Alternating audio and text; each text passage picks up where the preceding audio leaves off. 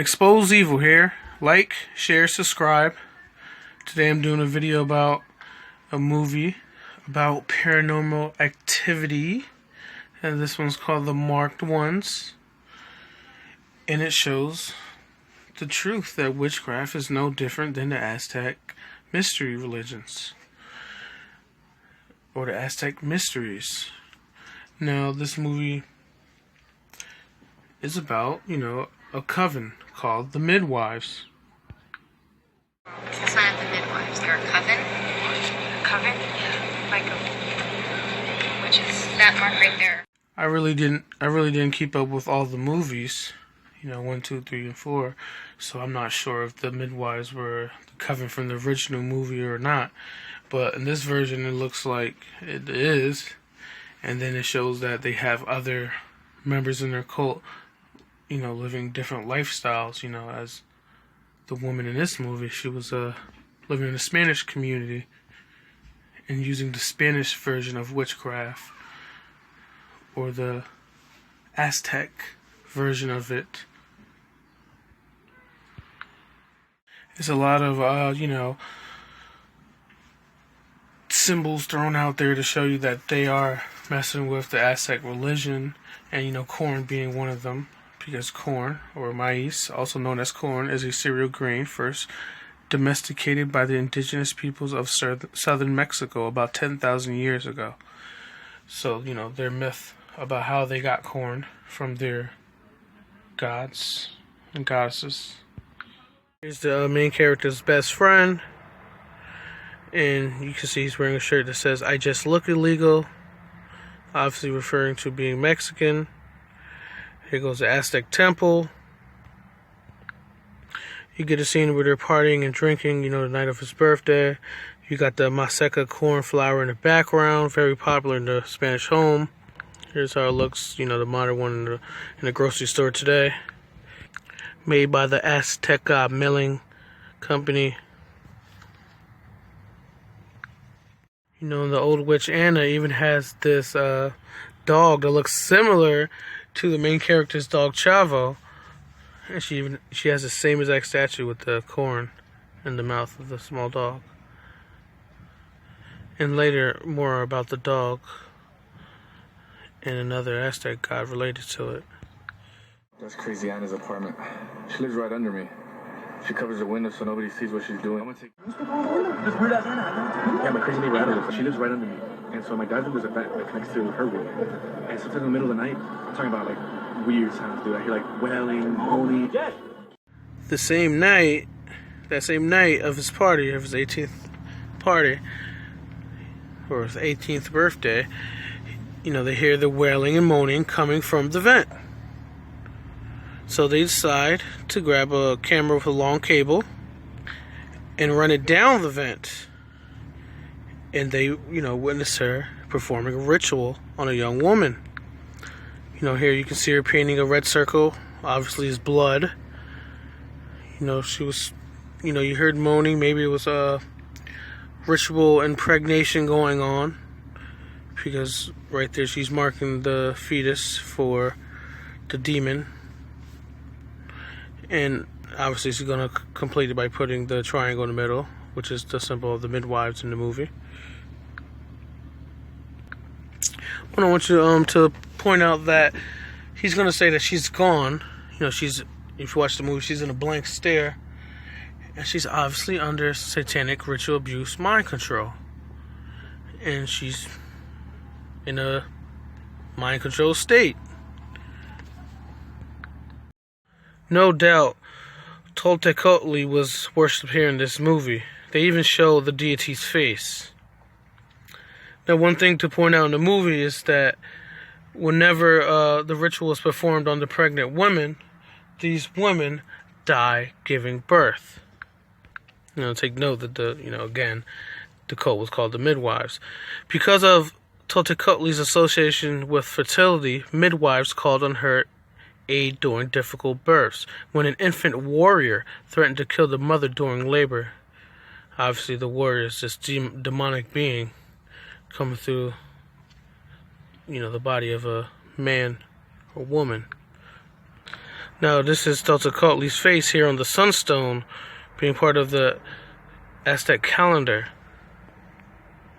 So here with the him in her, because it holds both forms.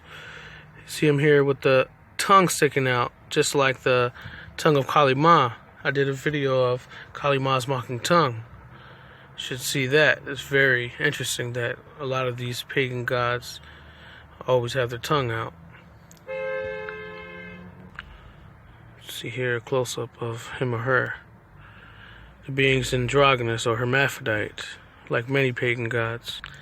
Totecatli was commonly depicted by the Aztecs with his/her tongue out as a sign of his or her thirst for human blood. The archetypal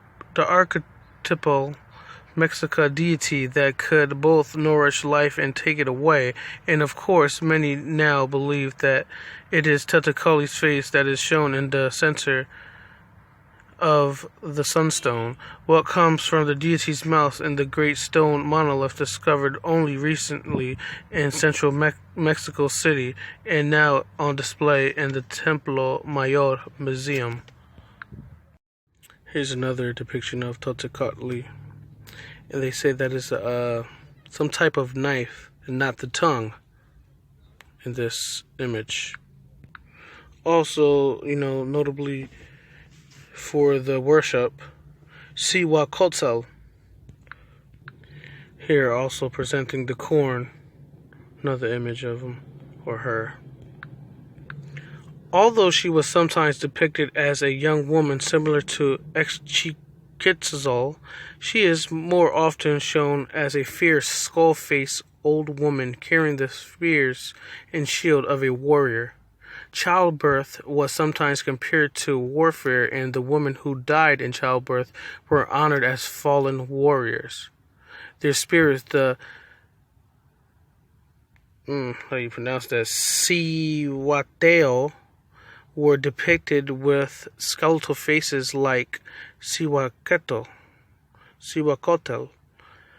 Like her, the Cihuatl were thought to haunt crossroads at night to steal children. Here's a depiction of a Cihuatl. In Aztec mythology, a Cihuatl, singular, Cihuatl, or divine women, were the malevolent spirits of women who died in childbirth. They were linked to the spirits of male warriors who died in violent conflict because childbirth was conceptually equivalent to battle in Aztec mythology. Also notable to mention because of the worship was Tzitzimimi, or Tzitzimito, the goddess of the Tzitzimimi. In Aztec mythology, a Tzitzimito, plural Tzitzimimi, is a monstrous deity associated with stars. They were depicted as skeletal female figures wearing skirts, often with skull and crossbone designs, like the skull and bones. In post-conquest descriptions, they are often described as demons or devils, but this does not necessarily reflect their function in the pre-Hispanic belief system of the Aztecs, as we believe they are demons from Babylon. The Tzitzimimi were female deities as such related to fertility. They were associated with the Cihuatl and other female deities such as Totecatli, Cotelecu, Kitlacu, and Cihuacotl, and they were worshipped by midwives and parturient women. The leader of the Tzitzimimi was the goddess of Itzipatl, who was the ruler of Tamonchan, the paradise where the Tzitzimimi resided. Blood, I think. It was like some red shit with all this blood, and it looked like a ritual or something. And the girl was like, I'm talking about, she was gone. Probably a pig. Like, you know, she's running a whorehouse. How'd you run a whorehouse? What about that one girl who was like 9 months pregnant? She was about to pop. Well, eventually, if you work at a whorehouse, you'll eventually get pregnant. You know what everybody says around the hood, like that she's some bruja or witch or whatever? I mean, I believe it now. And then tell her about Oscar. Oh, yeah, yeah. And I don't. No, don't laugh. Call her name, scream her name.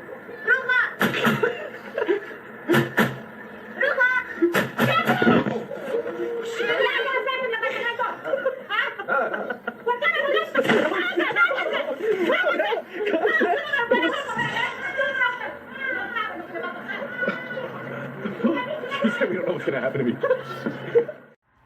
Now, in the movie, the witch Anna was killed by a boy named Oscar, who was a friend from school of the main character. His reason for killing her was because she put something inside him. And later on in the movie, you learned that Oscar was adopted because his mother died at birth. So she was also part of the cult. It seems like all the women who birthed these children were part of the cult. For some reason, they go into her house after they find out she is dead. So they go around snooping through her things, and they find her witchcraft book.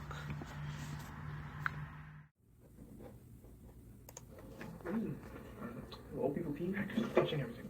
It's garden. Right, over here. Okay, don't listen. Hey, look. There's a child with a grenade. It's corn. So in the witchcraft book that they found the ritual that, is being performed or was performed on his mother. They found some, whatever you want to call it, the pentacle or the pentagrams. And also, in her book, it shows right here the symbol of the triple goddess of witchcraft. The Wiccan triple goddess, the goddess represents the feminine, nurturing side of deity, intuitive, creative, and magical. She is the inner nature of deity, the origin of external universe. Thus, the goddess is the creator, the source. The god emerges from her when she sets the universe into motion. So I guess they're trying to bring in one of these gods, obviously. And symbols as seen here. It didn't feel like you're in the house. It feels like something's around me. Like something's in my house. El cucuy. It's el cucuy now. Like, have you ever felt like something was watching you? No. Please tell me that was not real. And in this scene, there's no question who he feels around him. Tutankhamun, through the ritual of the obsidian mirror, which links it to another Aztec god. Oh, shut up. It's supposed to be like a doorway, like a portal. Like a port. Yeah, it's the spirit world. The spirit world? What? Yeah, How do you even know this shit? I looked it up. Fool. Grandma said we shouldn't be fucking with that shit. We shouldn't even worry about Oh my gosh, just let it go. We're just gonna fuck around and then, This isn't happening. Now, the obsidian mirror or the black mirror connects, the movie with Tezcatlipoca. Turquoise mask representing the god Tezcatlipoca from the British Museum. Tezcatlipoca was a central deity in Aztec religion, and his main festival was the Textical ceremony celebrated in the month of May, one of the four sons of Omatecatli and Omasatecatli. He is associated with a wide range of concepts, including the night sky, the night winds, hurricanes, the north and the earth, obsidian, enmity, discord, rulership, divination, temptation, jaguar, sorcery, beauty, war, and strife. His name in Nahati language is often translated as smoking mirror and alludes to his connection to obsidian, the material from which mirrors were made in Mesoamerica and which were used for shamanic rituals and prophecy. Now, look up shamanism is no different than being a spirit medium or a fortune teller or a Kabbalist or a Satanist or a pagan or a witch. It's all about allowing the demons to enter you, to work through you. This is what witchcraft is about. Entering the spirit world And there is a hierarchy in the Satanic kingdom. Now look, this is the obsidian mirror. It says, far from being a personal cosmetic accessory, mirrors in Mesoamerica were divinatory aids and also formed a part of elite status costume. Mirrors were viewed as metaphors for sacred caves and conduits for supernatural forces. They were associated with fiery heaths and pools of water because of their bright surfaces. Mirrors were also closely associated with the sun. Mirrors were often used in pre-Columbian Mexico to reveal a person's destiny through divination, magic. Among the Maya of the classic period, mirrors were a means of communication with other world entities, as depicted in scenes painted on ceramic vessels. Otherworld mirrors were believed to be the far side of earthly mirrors and were owned and used by deities and other supernatural beings. In central Mexico in the post-classic period, the world was metaphorically conceived as a huge circular mirror. And I think that you might find this interesting also, that somehow he gets downstairs because he hears his dog, so he runs down there and he finds out there's a trap door in her floor, so there's a basement. Then you hear the scream like they ritually murdered the dog. And this, if this is true, being the Day of the Dog, then it will connect him with this myth of Mictantecutli. He's another demon with the mouth hanging out or the tongue hanging out. Mictantecutli, meaning Lord of Mictlan, in Aztec mythology was the god of the dead and the king of Mictlan, the lowest and northmost section of the underworld. Hell, he was one of the principal gods of the Aztecs and was most prominent of several gods and goddesses of death in the underworld. The worship of Mictantecutli sometimes involved ritual cannibalism and human flesh being consumed in and around the temple. Mictantecutli was the god of the day sign Itzcuintli, or dog, one of the 20 such signs recognized in the Aztec calendar, and was regarded as supplying the souls of those who were born on that day. Maybe the main character, the people who were ritually born, or born for the purpose of being possessed. And look what it says here in the bottom. It says, in Colonial Codex Vaticanus 3738, Mictantecutli is labeled in Spanish as the Lord of the Underworld. Tzitzilmitl, the same as Lucifer, like the other, evil woman goddess connected with fertility. I think you might find it, interesting that Mictantecutli appears in popular culture. He appears in 2018 animated web series Constantine, City of Demons. The Mesmer skin in the popular video game Fortnite appears to be based on Mictantecutli. And also Titsimimi. And Tzitzilmitl, which is, the goddess of the Titsimimi, was one of the 8 monsters from around the globe to appear as antagonists in the Be Cool Scooby-Doo episode titled Mysteries on the Disorient Express. Scooby-Doo is filled with occult stuff. One of the girls' mothers is like a cult librarian. Tzitzilmitl are depicted as a high-level demon in the roguelike game Dungeon Crawl Stone Soup. Tzitzilmitl is also how the ward lady Sky Apalantini is referred to in the popular webcomic Earthworld. In the tabletop RPG Pathfinder, Tzitzilmitl are powerful undead creatures associated with outer space. Astrology, right? And I don't know if you know, Webster's defines a Babylonian as 3 in astrologer's third definition. Now, Tzitzilmitl, angelized as Titimimi, is featured on the Cartoon Network. Wow, Cartoon Network, right? Series Victor and Valentino in the episode of A New Dawn. Here she is depicted as a tall black figure with 5 heads and a constellation-style texture. She also had the ability to enter a person's body and control them with sunlight being her weakness. Wow, control them like demonic possession, right?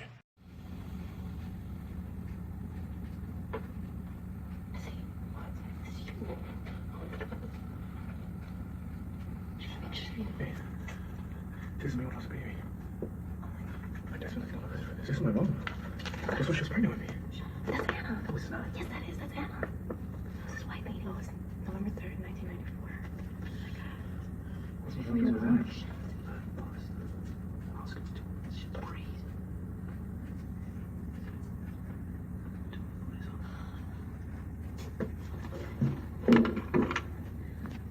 So these were the symbols on the back of the wall that was found in the basement, along with his picture of him and his, his mom, him when he was a baby. And this is actually the center of the Aztec calendar right here. And then, this is the symbol of fire. And for what's it called? Alchemy and magic. And then you can see right here, the pyramid with the eye. You already know what that's about. And then the different symbols that they pass by, the sulfur symbol and Satanism and alchemy.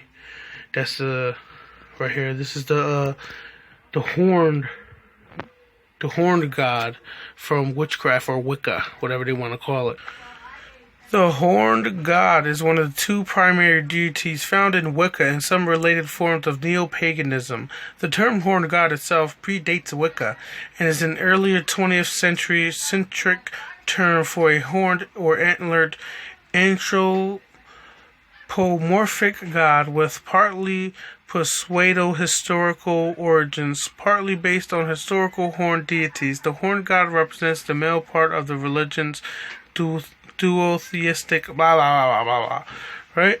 So Pan can be a horned god, Baphomet can be a horned god, different ones with antlers. What are they called? The Knights Templars, aka Scottish Masonry.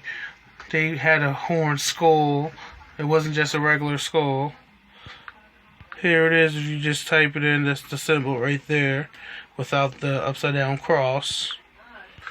And here's the what do you call it, the sun cross, or it's a symbol of death in the Egyptian Book of the Dead. Shout out to David Carrico in his book. You can find that in there in the first chapter.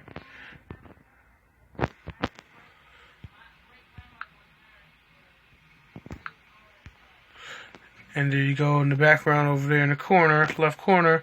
That's the symbol for Mercury and alchemy and Satanism, whatever. It's different weird religions that do magic that are all the same, that act like they're different. Here you go. You can just type it in on a search engine and look at the images, and that's the same symbol she has there.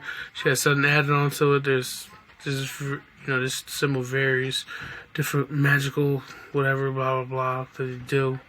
Satanism shouldn't be done. It's evil. It's always involving murdering people and eating and killing kids. Craziness. This needs to be stopped. So obvious that all these people in Hollywood are about this. Started even acting crazy with my mom. Started breaking shit in the house. And I found this. Is we will take a look at this? The last time I seen my brother, he said there was others like him. He said they're all marked. He said these witches trying to build an army or some shit. An army for what? They're all in different languages. From all over the world. It's all little kids? All little boys. Firstborn boys. Well, like you. I'm the firstborn. That's fine. But I was supposed to adopt him. So what happened with his mom? She died at birth. Mom and dad took him. Wait, that's like your mom, Jeff. Your mom? Yeah, that's your mom. His mom died while she was Who's this girl? All these are boys, and then there's. Very interesting that the guy in the movie said that they were trying to build an army, that the witches were trying to build an army. And that's exactly what Dr. Green, in the Greenbaum speech, Dr. Corey Hampton said the same thing. The original title is Hypnosis and MPD, Ritual Abuse. MPD is Multiple Personality Disorder. Now, and the way he's talking about is for the New World Order. They're obviously trying to implement stuff for the future and train people for the future and have them, ready for the future.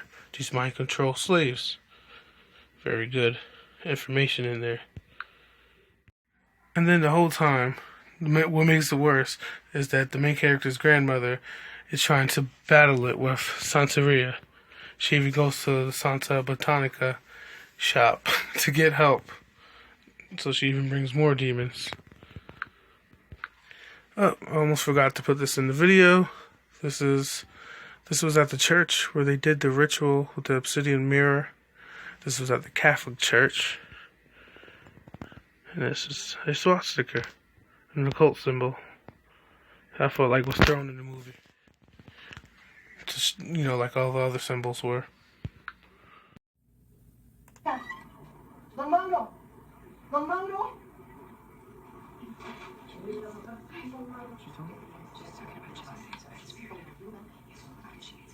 What is it? Oh, shoot.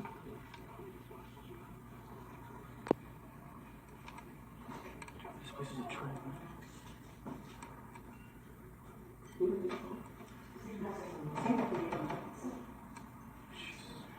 Santa Muerte, Saint Death, aka Father Time, Kronos, Saturn.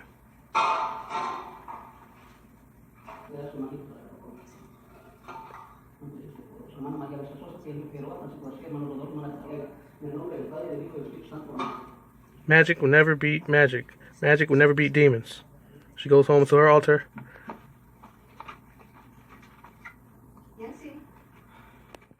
Now it ends at the witches' covens. I don't know, whatever they have, like some type of ranch or something. And they have what's obvious a Yule tree for the winter solstice. And the winter solstice could be like, 15, 20 days. One of those days can be, as I might have thought, my theory of the Day of the Dog. Being with Chavo, being killed, the main character's dog. Again, I said I'm not sure. It's pretty interesting. And then there was this right by the tree. The tree's on the left top corner. And this is a pentagram with the goat's head in the middle, blood on it in a platter.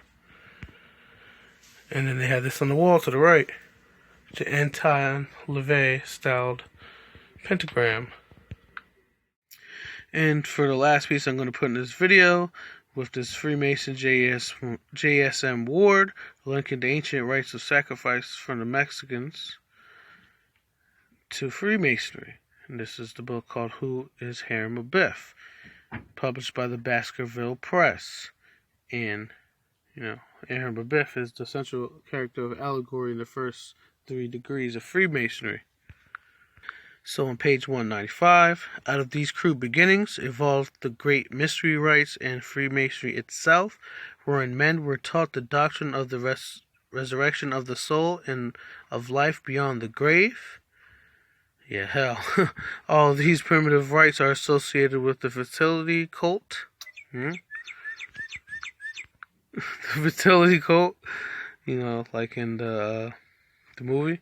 And in the case of the women, their rites developed into a representation of the death and resurrection of the corn maiden, called by the Greeks Persephone, just as among the men it was the male spirit of vegetation, Tammuz, who predominated from such societies as these that some of the ancient mysteries of the modern Rosicrucians evolved.